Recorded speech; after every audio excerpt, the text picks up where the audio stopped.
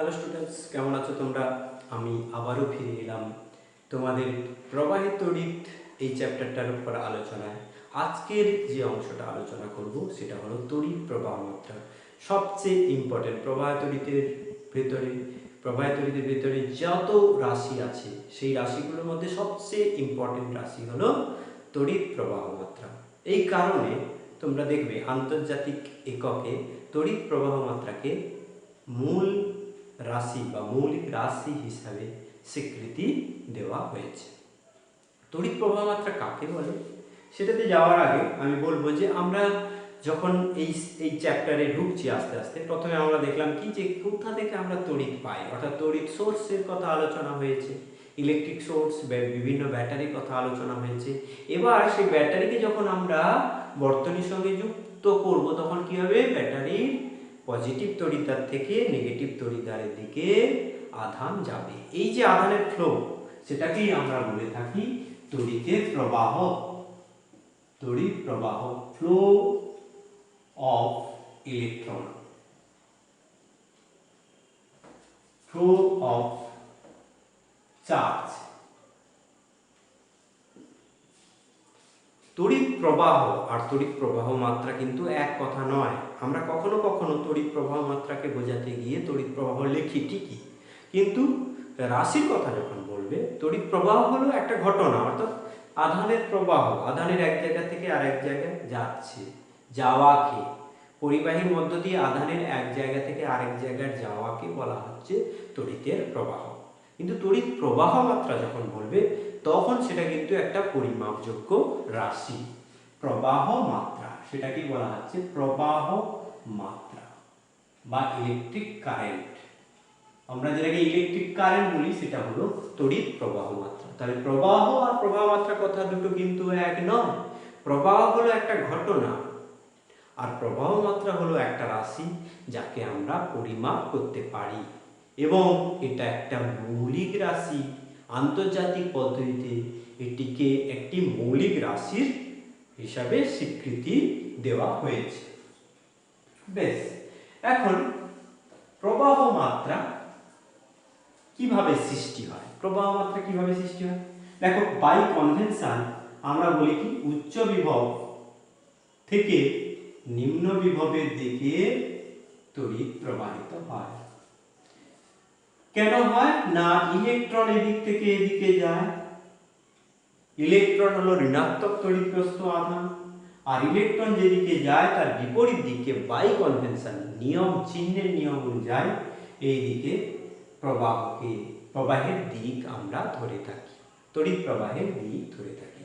এখন এই প্রবাহ মাত্রার দিক বলছি, এই প্রবাহ মাত্রা অ্যাকচুয়ালি কি না, যে পরিমাণ আধান এদিক থেকে এদিকে যাচ্ছে এক সেকেন্ডে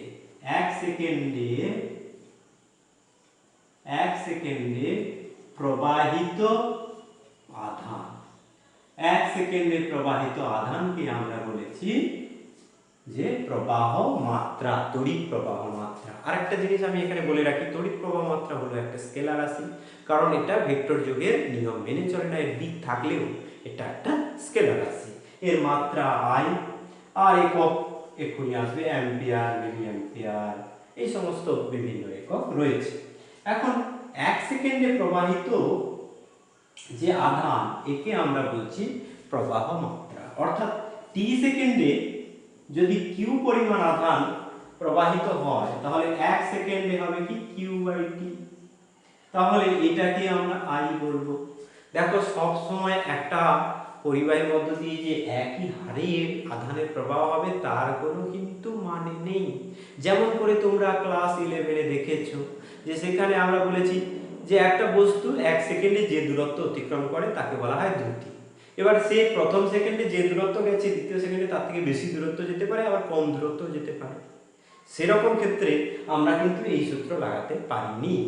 আমরা একটা কেসে লাগাতে পেরেছি, v = s/t, যেখানে আছে সমান সময় অবকাশে সমান দূরত্ব যায়, অর্থাৎ একটা বস্তু সমদ্রুতিতে বা সমগতিতে সে গতিশীল হয়। এখানেও তাই, নির্দিষ্ট সময়ে যদি নির্দিষ্ট আধান প্রবাহিত হয় তখন আমি সেইটার যে রিলেশন সেটাকে আমরা q/t দিয়ে লিখতে পারি। কিন্তু যদি ভ্যারি করে, সময়ের সঙ্গে যদি কিউ এর মানটা ভ্যারি করে সেই ক্ষেত্রে আমি কি লিখব, you I equals to D Q by DT differentiate করে লিখব। তখনই আমরা প্রবাহ মাত্রার সঠিক মানটা জানতে পারবো। আমরা যে ব্যাটারিগুলো ব্যবহার করে থাকি, যে ইলেকট্রিক সেলগুলো ব্যবহার করে থাকি, কেমিক্যাল সেল, যেগুলো কেমিক্যাল সেল আমরা ব্যবহার করে থাকি, সেইগুলো থেকে সাধারণত কিছু সময় পর্যন্ত একটা নির্দিষ্ট প্রবাহ মাত্রা আমরা পাই। একটা নির্দিষ্ট প্রবাহ মাত্রা যদি অনেকটা সময় ধরে পাই, সেটাকে আমরা বলি স্থির প্রবাহ। স্থির প্রবাহ বা স্টেডি কারেন্ট। Steady current. আর এই স্টেডি কারেন্ট হলে তবেই আমরা এই ফর্মুলাটা ব্যবহার করতে পারি। ধরা যাক এরকম বলেছে, এটার এক্সাম্পল দিলে, ধরো এখানে আমি বলেছি এটা একটা 5 ভোল্ট ব্যাটারি। এই 5 ভোল্ট ব্যাটারির সঙ্গে আমি এখানে 10 ওহম রোধ লাগালাম। এখন এর মধ্য দিয়ে কি হবে, 2 অ্যাম্পিয়ার, সরি এখানে যদি আমি 20 ভোল্ট দিয়ে দিই, এখানে যদি 10 অ্যাম্পিয়ার হয়, তাহলে এই দিক দিয়ে 2 অ্যাম্পিয়ার কারেন্ট যাবে। অর্থাৎ এটা কিছু সময় ধরে, অনেকখানি সময় ধরে এই 2 অ্যাম্পিয়ার কারেন্টটা ফিক্স থাকবে। এই রকম হলে এইটাকে বলা হবে স্থির প্রবাহ বা স্টেডি কারেন্ট। এই স্থির প্রবাহের ক্ষেত্রে প্রবাহ মাত্রার সময়ের যে গ্রাফ হয়, এইদিকে যদি প্রবাহ মাত্রা বলি, এটা যদি অ্যাম্পিয়ার বা মিলি অ্যাম্পিয়ারে লিখি, এটা যদি সেকেন্ড এককে রাখি, তাহলে এর গ্রাফটা সময় অক্ষের সঙ্গে সমান্তরাল হয়। সব ক্ষেত্রে কিন্তু এটা হয় না, বেশিরভাগ ক্ষেত্রে কি হয়, এই আই এর ভ্যালুটা আস্তে আস্তে কমে যায়, কারণ এখানে সার্কিটে শক্তি ক্ষয় হয়ে যাচ্ছে, আস্তে আস্তে চার্জ কমে যাচ্ছে, এভারেজ যে ইএমএফ তার ভ্যালুও কমে যাচ্ছে। কমে যাওয়ার কারণে এই ঘটনাটা ঘটে থাকে। সেই নিয়ে আমরা ভাবছি না, আমরা মূল বিষয়ে থাকবো যে আমরা এই সূত্রটা কিন্তু এখানে ব্যবহার করতে পারবো, I equals to Q by T। এবার মনে করা যাক আইটা চেঞ্জ হচ্ছে, অর্থাৎ স্থির প্রবাহ নয়। স্থির প্রবাহ না হলে আই এর মান কি রকম হতে পারে, এই রকম হতে পারে, আই এদিকে টি সময়ের সঙ্গে সঙ্গে একটু কমছে বাড়ছে, কিন্তু দিকটা একই আছে। আবার এরকম হতে পারে, এই এরকম করে, কখনো 0, কখনো একটা ভাব, এটা ধরো 5 অ্যাম্পিয়ার, কখনো 5 অ্যাম্পিয়ার, ধরো 0, এটা 1 সেকেন্ড, এটা 2 সেকেন্ড, এটা 3 সেকেন্ড, 4 5 সেকেন্ড। 1 সেকেন্ড ধরে 5 অ্যাম্পিয়ার ছিল, তারপরে আবার বন্ধ হয়ে গেল, কারেন্ট 0 হয়ে গেল, তারপরে আবার 1 সেকেন্ড ধরে 5 অ্যাম্পিয়ার, তারপরে আবার 0 হয়ে গেল। এরকম করে যদি হয়, এর ক্ষেত্রেও এরকম, এটাও একটা কারেন্ট ফ্লো, এটাও একটা কারেন্ট ফ্লো। এই সমস্ত ক্ষেত্রে আমরা কিন্তু এই ফর্মুলা ব্যবহার করতে পারবো না, অথবা এরকম একটা কারেন্ট ফ্লো হচ্ছে, এরকম করে বেড়ে যাচ্ছে কারেন্ট আই এদিকে টি, সেক্ষেত্রেও আমরা কিন্তু এই ফর্মুলা ব্যবহার করতে পারবো না। আমরা কি করব তাহলে, এক্ষেত্রে কিউ এর ভ্যালু যদি আমাদেরকে বের করতে হয়, Q equals to I into T এখানে লিখেছিলাম। এখানে আমি যদি চার্জ বের করতে চাই, তাহলে আমাকে কি করতে হবে, বা এখানে যে এটা হচ্ছে এই সম্পর্ক বদলে আমরা কি সম্পর্ক ব্যবহার করব না, এই সমস্ত ক্ষেত্রে dq by dt I equals to dq by dt ব্যবহার করতে হবে। সেক্ষেত্রে আমি dq সমান কি লিখতে পারবো, I ইন্টু dt, আর q ইকুয়ালস টু হবে ইন্টিগ্রেশন I ইন্টু dt। অর্থাৎ ইন্টিগ্রেশন করে আমরা আধানের মান বের করতে পারবো। কেমন, এই রকম সমস্ত ফ্লো হতে পারে। এখন দেখো এইখানে যে ফ্লোটা, এটাকে যদি আমি একটা তারের মধ্যে দিয়ে বলি, দেখায় যে এখানে দেখো তারের মধ্যে দিয়ে একবার কারেন্ট একটু বেশি যাচ্ছে, আবার একটু কমে যাচ্ছে, এরকম বেশি কম হচ্ছে, অর্থাৎ কারেন্ট কিন্তু একই দিকে যাচ্ছে, শুধু ফ্ল্যাকচুয়েশন হচ্ছে, কারেন্ট ফ্ল্যাকচুয়েট করছে, কম বেশি হচ্ছে। আর এখানে কারেন্ট একই দিকে যাচ্ছিল এবং একই ভ্যালুতে আছে, অর্থাৎ ডিরেকশনও সেম, ভ্যালুও সেম। সেই 5 অ্যাম্পিয়ার কারেন্ট ছিল, তো 5 অ্যাম্পিয়ার কারেন্ট আছে। আর এখানে কি হচ্ছে, এটা যদি 5 অ্যাম্পিয়ার হয়, এখান থেকে বাড়ছে, মাঝে মাঝে ধরো এর থেকে 0.5 অ্যাম্পিয়ার করে মাঝে মাঝে বেড়ে আবার কমে যাচ্ছে, আবার কমে গেল, আবার কমে গেল, এরকম করে 5 অ্যাম্পিয়ার যাচ্ছে সবসময়, তার সঙ্গে একটু করে বাড়ছে, এইরকম হচ্ছে। এক্ষেত্রে ধরো প্রথমে 5 অ্যাম্পিয়ার ছিল, এবার বাড়তেই আছে। এই সমস্ত ক্ষেত্রে কিন্তু ডিরেকশন একই দিকে আছে। এই ক্ষেত্রে এই যে প্রবাহগুলো, এখানে সব রকম প্রবাহ বাড়ুক কমুক, প্রবাহের দিক কিন্তু একই দিকে, অর্থাৎ আমি যে ডিরেকশন দেখিয়েছি এই ডিরেকশন একই দিকে আছে। এই রকম প্রবাহকে বলবো ডিসি প্রবাহ। আর যদি ডিরেকশন সবসময় চেঞ্জ হতো তাহলে কি হবে, একবার এই দিকে কারেন্ট যাবে, পরক্ষণেই আবার ওইটার মধ্য দিয়ে এই দিকে কারেন্ট যাবে, অর্থাৎ কারেন্টের ডিরেকশন অল্টারনেটিভলি চেঞ্জ হচ্ছে। এই মানে এই নয় যে অনেক সময় থেকে একই দিকে যাচ্ছিল আবার অনেক সময় ধরে এইদিকে আসছে, এরকম কিন্তু নয়। একবার এই দিকে যাচ্ছে, একবার এদিকে আসছে, তারপরে আবার এদিকে যাচ্ছে, আবার একদিকে আসছে। এই রকম ক্ষেত্রে যে কারেন্ট সেটাকে বলবো অল্টারনেটিং কারেন্ট বা এসি। তাহলে তোমরা বুঝতে পারলে যে কারেন্ট বা তড়িৎ প্রবাহ নানা রকমের হয়। একটা হচ্ছে স্টেডি কারেন্ট বা স্থির প্রবাহ, কোনো চেঞ্জ নেই, তার মানেরও চেঞ্জ নেই আর দিকেরও চেঞ্জ নেই। আর একটা হলো ফ্ল্যাকচুয়েট হচ্ছে, একই দিকে হচ্ছে, সেটাকে আমরা ডিসি বলছি। আর স্পেশাল টাইপ অফ ডিসি হচ্ছে স্থির প্রবাহ। তাহলে স্থির প্রবাহ হলো একটা ডাইরেক্ট কারেন্ট, ডিসি প্রবাহ, ডিসি ডাইরেক্ট কারেন্ট, অর্থাৎ ডিসি আবার প্রবাহ বলা মানে দুবার একই কথা বলা হয়ে যাওয়া। এই কারণে এটাকে আমরা বলবো কি স্থির প্রবাহ, স্টেডি কারেন্ট হলো স্পেশাল টাইপের ডিসি ডাইরেক্ট কারেন্ট। তাহলে ডাইরেক্ট কারেন্ট এইগুলো সবগুলোই ডাইরেক্ট কারেন্ট। আর অল্টারনেটিং কারেন্ট একবার এদিকে হবে আর একবার এইদিকে হবে। এইটাকে বাংলায় বলা হয় পরিবর্তী প্রবাহ, পরিবর্তী প্রবাহ। আর এটাকে বাংলায় বলা হয় কি সমপ্রবাহ, সমপ্রবাহ। সবগুলো এখানে এটাও সমপ্রবাহ, এটাও সমপ্রবাহ, সবগুলো সমপ্রবাহ। তার মধ্যে আবার স্পেশাল কি না হচ্ছে স্টেডি কারেন্ট, স্থির প্রবাহ। এবারে আমি এগুলোকে সাজিয়ে লিখছি।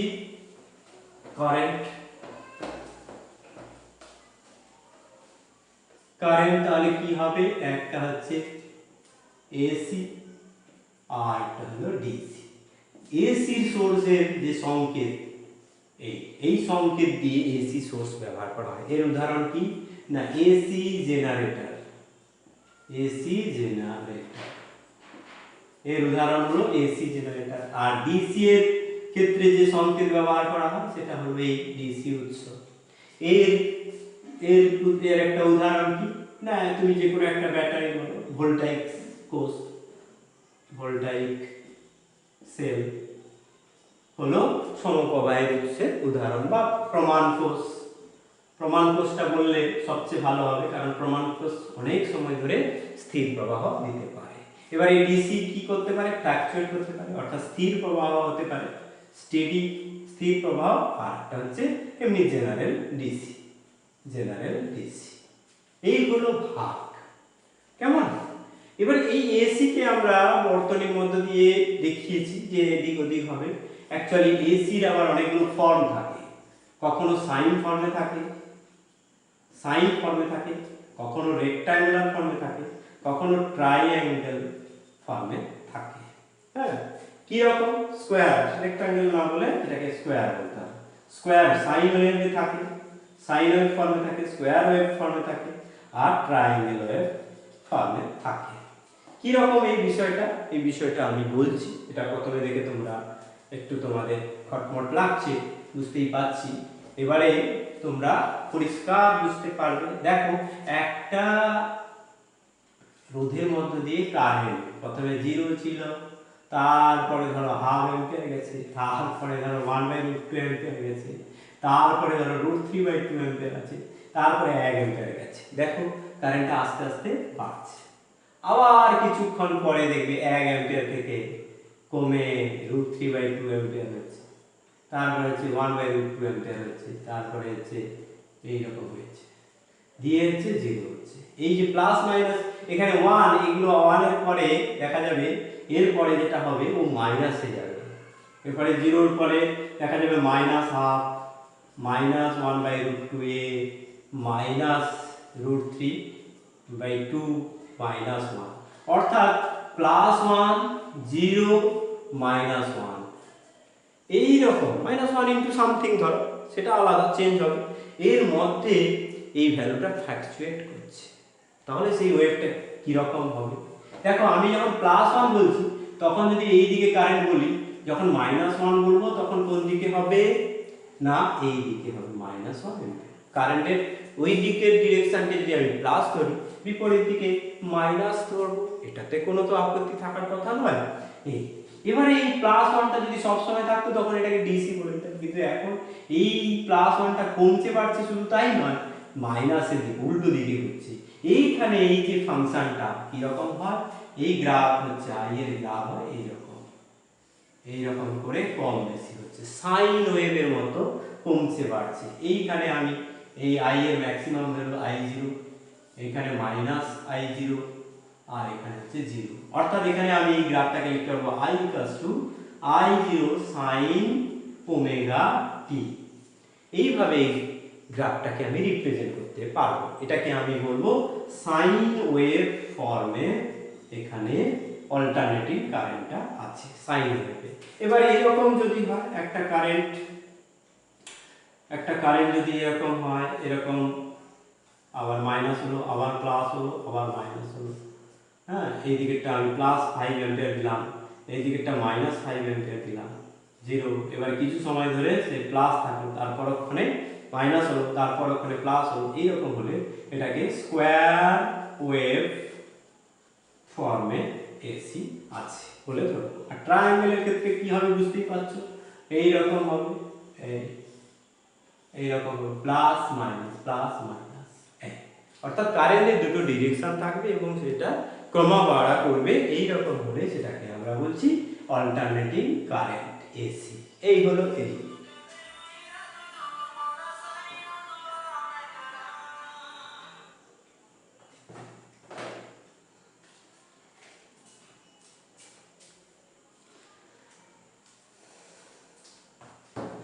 ঠিক আছে, এইটা হলো এটা এবার মুছে দিচ্ছি যে আমরা কারেন্টের উৎস এবং কারেন্টের প্রকৃতি জানলাম, এসি এবং ডিসি হয়। এবার কারেন্টের মেজারমেন্ট দেখো, আমাকে যদি বলে যে একটা আধান আছে 2t + 4 কুলম, এই আধানটাকে দেখে তুমি কি মনে করছো? এখানে আধানটা সময়ের সঙ্গে পরিবর্তিত হয়। আবার একটা আধান দিয়েছে 3t² + 4t + 5 coulomb,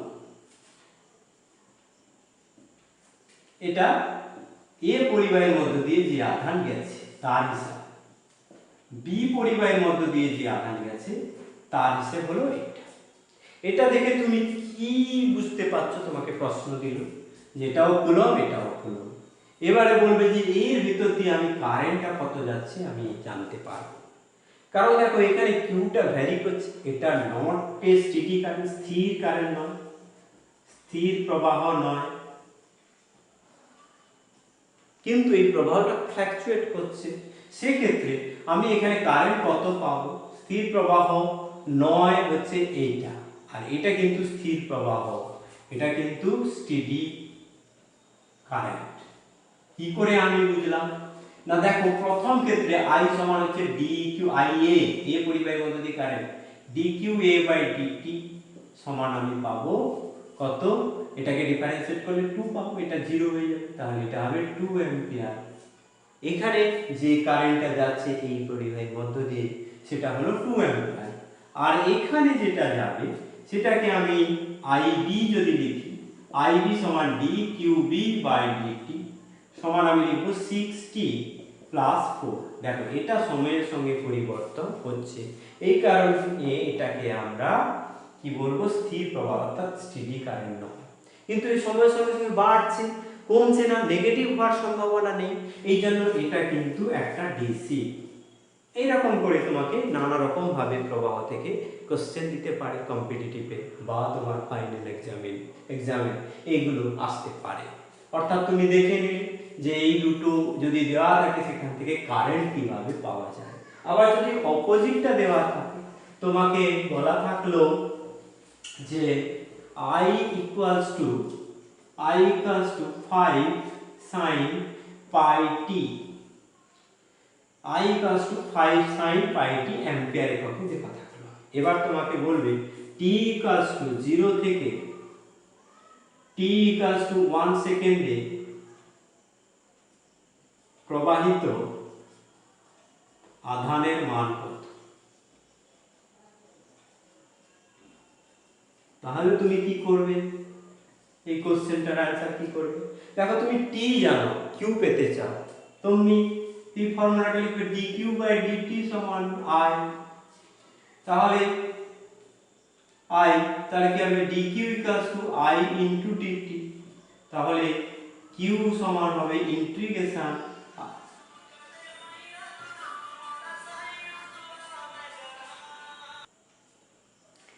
q equals two কি হবে i ইনটু dt। i এর জায়গায় আমি 5 sin pi t লিখব ইনটু dt। এবার t এর ভ্যালু 0 থেকে 1, কেমন,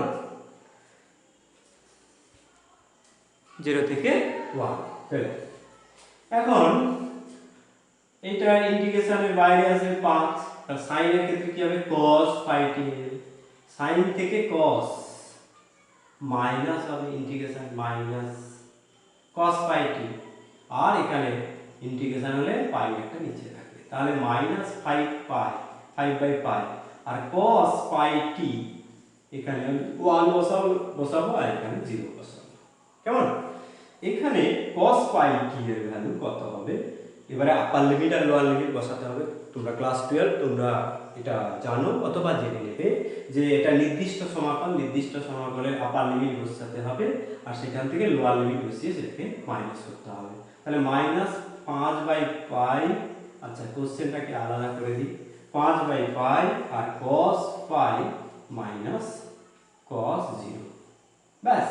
পাই এর মান কত, cos পাই এর ভ্যালু কত, cos পাই মানে cos 180 ডিগ্রি, cos 180 ডিগ্রি মানে -1 আর cos 0 1, তাহলে -1 -2, তাহলে 5 বাই পাই ইনটু 2। দেখো এখানে একটা মাইনাস আছে, এখানে মাইনাস মাইনাস মাইনাস মাইনাসে প্লাস হয়ে যাবে, অর্থাৎ 10 বাই পাই অ্যাম্পিয়ার প্রবাহ মাত্রা যাবে শূন্য সময় থেকে, অর্থাৎ 0 সেকেন্ড থেকে 1 সেকেন্ড সময়ের মধ্যে ওই পরিবাহীটা যার মধ্য দিয়ে এই কারেন্টটা যাচ্ছে, ওই যে পরিবাহী তার মধ্য দিয়ে প্রবাহ মাত্রা হবে 10 বাই পাই অ্যাম্পিয়ার। এরকম ছোট ছোট প্রশ্ন থাকবে, তোমাদেরকে ভালো করে এটা দেখতে হবে কি হচ্ছে না হচ্ছে, তাহলেই তুমি অ্যানসারটা করতে পারবে। এবার প্রবাহ মাত্রার একক, প্রবাহ মাত্রার একক, এখন প্রবাহ মাত্রার একক যেটা ওয়াইডলি ইউজ হয় সেটা কি না অ্যাম্পিয়ার একক, 1 অ্যাম্পিয়ার বা অ্যাম্পিয়ার একক, সাধারণত যে সমস্ত যে তারের মধ্যে দিয়ে কারেন্ট যাচ্ছে সেটাকে আমরা মিলি অ্যাম্পিয়ার এককে প্রকাশ করি, 10 টু দি পাওয়ার -3 অ্যাম্পিয়ার, কেমন, এই মিলি অ্যাম্পিয়ার। এছাড়াও আমরা যখন সেমিকন্ডাক্টরের ভেতর দিয়ে কারেন্ট দেখি সেখানে সেই কারেন্টগুলোকে আমরা মেজার করি মাইক্রো অ্যাম্পিয়ার এককে, 10 টু দি পাওয়ার -6 অ্যাম্পিয়ার, আর আমরা ন্যানো অ্যাম্পিয়ার একক ব্যবহার করি 10 টু দি পাওয়ার -9 অ্যাম্পিয়ার। সেখানেও আমরা যখন সিলিকনের মতো অর্ধপরিবাহী, সেখানে সিলিকনের ভিতরে যে কারেন্ট যায় তার ভ্যালু হয় ন্যানো অ্যাম্পিয়ার অর্ডারে, আর যেখানে জার্মেনিয়ামের ভিতরে কারেন্ট দেখি তার ভ্যালু হয় 10 টু দি পাওয়ার -6 অ্যাম্পিয়ার অর্ডারে। এই এককগুলো আমরা ইউজ করে থাকি। এবারে এছাড়াও আছে ইএমইউ একক, ইলেকট্রোম্যাগনেটিক ইউনিট, 1 ইএমইউ সমান হচ্ছে 10 অ্যাম্পিয়ার, এটা মাথায় রাখবে। কখনো কখনো ইলেকট্রোম্যাগনেটিক ইউনিট তোমাদের এক্সামে দিতে পারে, তখন তোমাকে অ্যাম্পিয়ারে যদি কনভার্ট করতে হয় তাহলে মনে রাখতে হবে 1 ইএমইউ সমান হলো 10 টু দি পাওয়ার 10 অ্যাম্পিয়ার। এইটা কি করে এলো না হচ্ছে দেখো 1 কুলম্ব বাই 1 সেকেন্ড সমান কত হয় 1 অ্যাম্পিয়ার। 1 অ্যাম্পিয়ারের সংজ্ঞা যদি বলতে বলে তোমরা আগের ভিডিওতে পেয়ে যাবে, সেখানে প্রবাহিত বিদ্যুৎ আলোচনা আছে 10ম শ্রেণী। সেখানে বলা হয়েছে কি যে 1 কুলম্ব আধান যদি কোনো পরিবাহীর মধ্য দিয়ে 1 সেকেন্ডে প্রবাহিত হয় তখন ওই পরিবাহীর প্রবাহ মাত্রা হলো 1 অ্যাম্পিয়ার, অর্থাৎ 1 কুলম্ব বাই 1 সেকেন্ড। 1 কুলম্ব সমান কত 3 × 10 to the power 9, 3 × 10 to the power 9 ESU by 1 second. এবার এই যে এই ইএসইউ কে যদি আমি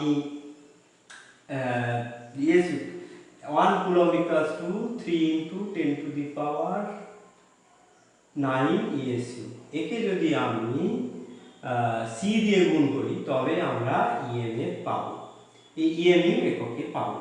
এটা হচ্ছে কি 1 coulomb equals to 3 into 10 to the power 9 ESU. 10 to the power 9 যদি হয় এটাকে আমি লিখতে পারবো 3 into 10 to the power 9 ESU per second. একে যদি আমি সি দিয়ে ভাগ করি, সি এর ভ্যালু, এটাকে যদি সি দিয়ে ভাগ করি তখন আমি এটাকে ইএমইউ বলবো, অর্থাৎ এটা হবে ইএসইউ এককে আছে, সিটা তাহলে কোন এককে করতে হবে না সেন্টিমিটার পার সেকেন্ড এককে করতে হবে। 3 into 10 to the power 9 by 3 into 10 to the power 10। আলোকের গতিবেগ, আলোকের গতিবেগ শূন্য মাধ্যমে কত 3 into 10 to the power 8 metre per second. এটাকে যদি সিজিএস পদ্ধতিতে লিখি 3 into 10 to the power 10 centimetre per second. তাহলে এখানে 10 টু দি পাওয়ার 10 বসবে, তাহলে 1 এর 10 এটা হবে ইএমইউ। সেখান থেকে আমি এই রিলেশনটা পাবো যে 1 এর 10 ইএমইউ সমান 1 অ্যাম্পিয়ার, সেখান থেকে আমি পাচ্ছি 1 ইএমইউ সমান 10 অ্যাম্পিয়ার। এই সম্পর্কগুলো তোমরা মনে রাখবে। প্রবাহ মাত্রার বিভিন্ন একক, তবে ব্যবহারিক একক হলো অ্যাম্পিয়ার। তাহলে প্রবাহ মাত্রার বিষয়ে আমরা জানলাম। প্রবাহ মাত্রা কোন কোন প্রকারের হয়, কখন প্রবাহ মাত্রাকে আমরা পজিটিভ দেব, কখন প্রবাহ মাত্রার ভ্যালু আমরা নেগেটিভ চিহ্ন দিয়ে লিখব, এই সম্পর্কগুলো আমরা জানলাম। এবার একটা সার্কিটে ধরো এরকম আছে, একটা সার্কিটে এটা পরেও আবার পাবো আমরা যে এরকম যাচ্ছে, আমি ধরলাম এই I1 আর এটা I2 আর I2 আর এটা ধরো এইরকম দিকে I3 যাচ্ছে। এই জাংশনটা যদি বলি, ধরো এটা এ বিন্দু, এ বিন্দুর দিকে যখন কারেন্ট আসছে তখন এই কারেন্টটাকে আমি পজিটিভ ধরবো প্লাস I1, এটাও এই বিন্দুর দিকে যাচ্ছে তাহলে এটা হবে প্লাস I2, তাহলে এটা এই বিন্দু থেকে দূরে সরে যাচ্ছে তখন আমি এটাকে করবো মাইনাস I3। এইভাবে চিহ্নের নিয়ম, অর্থাৎ প্রবাহ মাত্রার ক্ষেত্রে আমরা এইভাবে চিহ্নের নিয়ম প্রয়োগ করে থাকি। কখনো আমরা পজিটিভ ভ্যালু দেব, কখনো আমরা নেগেটিভ ভ্যালু দেব। এবারে আমি চলে যাব যে প্রবাহ মাত্রা আমরা যে ব্যবহার করে থাকি সেক্ষেত্রে আমরা এই প্রবাহ মাত্রা এই রাশিটা কি ধরনের রাশি, না এটা একটা স্কেলার রাশি। কেন এটা স্কেলার রাশি, না দেখো যখন আমরা দুটো তার থেকে কারেন্ট আসছে বলে ধরে নিচ্ছি, এদিক দিয়ে I1 কারেন্ট, এদিক দিয়ে I2 কারেন্ট, এই তার থেকে যখন আমরা এই দিক দিয়ে কারেন্ট বেরিয়ে আসছে বলে ধরছি, তখন এখানে যে I3 বলছি, এই I3টা হবে I1 প্লাস I2 এর সঙ্গে সমান। কেন আমরা করলাম না, এখানে দেখো এখানে যে এদের মধ্যে অ্যাঙ্গেল আছে সেই অ্যাঙ্গেলের উপরে এই যোগটা নির্ভর করে নি, একে স্কেলারের যোগের মতো আমরা করতে পারলাম। এটা যদি অ্যাঙ্গেলের উপর নির্ভর করতো তখন আমি বলতাম যে I হলো ভেক্টর, কিন্তু I প্রকৃতপক্ষে ভেক্টর নয়, এর দিক থাকা সত্ত্বেও এটা স্কেলার, কারণ এরা স্কেলার যোগের নিয়ম মেনে চলে। এইগুলো হলো ব্যাপার। তাহলে DC current, AC current fluctuate করলে কি হবে, না ফ্ল্যাকচুয়েট করলে কি হবে, স্থির প্রবাহের ক্ষেত্রে হিসেব কি হয়, আর যে প্রবাহের যে কোনো একটা সময়ের ফাংশন থাকে সেক্ষেত্রে কিউ এর ভ্যালু কি করে বের করা হয়, সমস্ত কিছু আজকে ভিডিওতে আলোচনা করা হলো। Wish you all the best, তোমাদের খুব ভালো হবে এটা আশা রাখছি। Thank you.